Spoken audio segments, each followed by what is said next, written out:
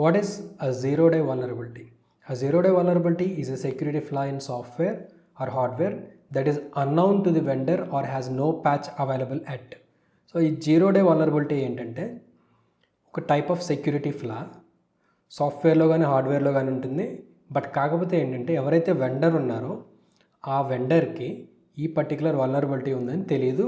And ఇలా తెలియకపోవడం వల్ల ఆ వల్నరబిలిటీకి ప్యాచెస్ కూడా అవైలబుల్గా ఉండవన్నమాట. Because it's undiscovered or అన్ప్యాచ్డ్.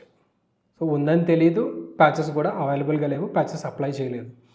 Attackers can exploit it immediately. So attackers ఏం చేస్తారు, ఎవరైనా అటాకర్స్, సో ఈ బ్లాక్ హ్యాట్ హ్యాకర్స్ ఎవరైతే ఉంటారో, అటాకర్స్ ఎవరైతే ఉంటారో, ఈ గ్రూప్స్ ఎవరైతే ఉంటారో, హ్యాకింగ్ గ్రూప్స్, వాళ్ళు ఫైండ్ అవుట్ చేయడానికి ట్రై చేస్తారు రకరకాల vulnerabilities.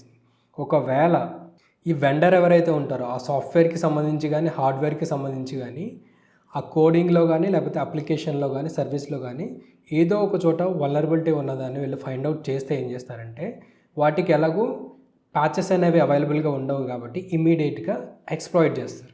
Giving defenders 0 days to respond. అంటే టైం ఇవ్వరు కాబట్టి 0 days అని అంటారనమాట. సో దీన్నే హ్యాన్స్ ద నేమ్ 0 day. సో అందుకని చెప్పేసి దీన్ని 0 day అని అంటారు.